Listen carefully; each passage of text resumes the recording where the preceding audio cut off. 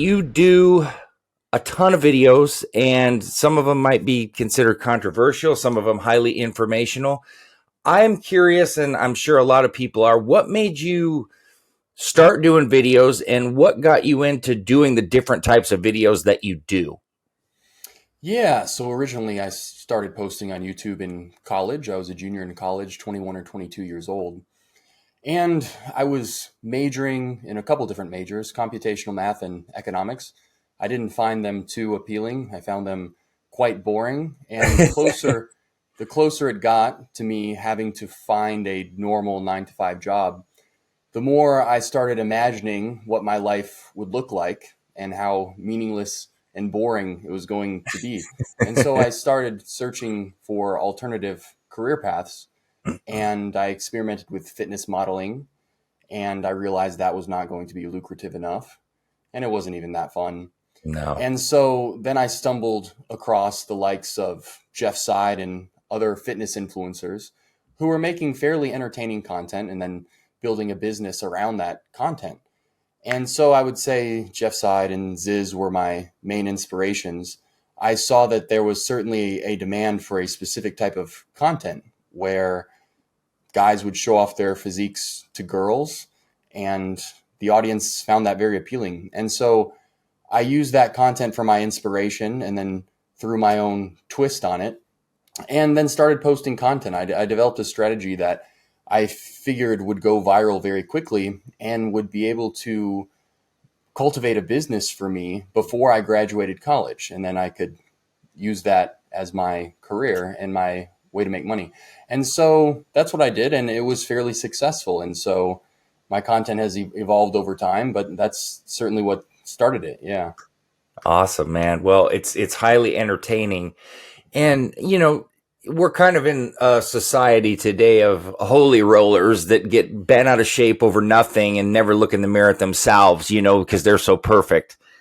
And what I found with your videos is not only are they extremely entertaining, but you are extremely intelligent, and people that maybe don't get past the animated videos, and when I say animated, I mean they're just more fun, and you know what I mean. But I've found listening to you and even talking with you now that your intelligent level is far, far higher than most your age and most that I even know. And I work and talk to a lot of people. So, what drove you to kind of get into the bodybuilding, the supplements, the studies that you put into that? Because it's very clear that you've done your homework. I mean, significant amounts that I'm impressed by, and I don't compliment easily. So I'm just curious of what took you down that path in terms of the studies and wanting to get into that aspect of it as well.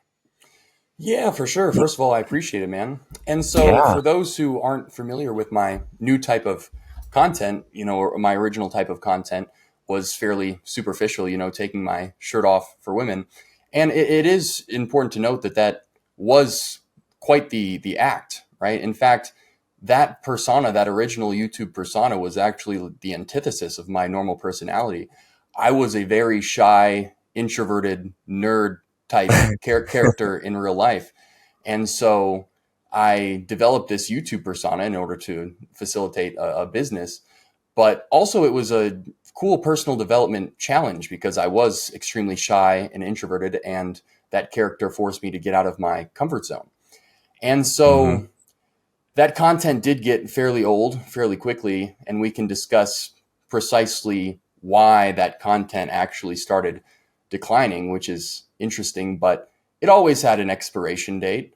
And so Sure. I'm on to a more sustainable form of content, which is talking about supplementation. And the reason why I'm really passionate about it is because there's this specific conceptualization of naturalness and unnaturalness in the fitness world. And usually it's taken for granted, right? People don't critically question it. But the reality is that this dichotomous model of natural versus not isn't really congruent to reality. You'll find a lot of contradictions and limitations to this model. And a lot of people think that I'm trying to promote this spectrum model of naturalness, either to justify my unnaturalness or in an attempt to try to maintain my natty card. But this actually couldn't be further from the truth. A lot of people think it's just like a semantic argument. Oh, naturalness can be conceptualized as black and white, natural versus not, or a spectrum. It doesn't really matter. But the reality is that this conceptualization of this dichotomous conceptualization of naturalness actually exerts tangible detrimental effects in the bodybuilding world, which we can get into. But anyway, so I like talking about gray area supplements, Yeah. supplements Yeah. like SARMs, growth hormone secretagogues. And it's very interesting because the same criteria that are used to define natural supplements or unnatural supplements, there are natural supplements or unnatural supplements that satisfy the exact same criteria, yet are classified as the opposite. And anyway, there are all these sorts of these contradictions and these limitations of the dichotomous model. And I love talking about those. I'm really passionate about the philosophy behind the whole Natty Plus movement. Yeah. The idea is to dissolve these dichotomous identity labels and promote a more nuanced way of thinking. And also, I'm very interested in the supplements because I believe that you can utilize certain supplements in a very healthy way. I think that the bodybuilding world is in a desperate need of balance. There's unbalanced, extreme dysfunctional behavior on both sides of the spectrum, in the unnatural world, the enhanced world, and on the natural side. I was actually a natural athlete that I, looking back retrospectively, I found myself engaging in these really unbalanced extreme behaviors as a natural. I was what they would call a noble natty. And now I see the limitations of that way of thinking. And so that's why I'm passionate about it now. Yeah.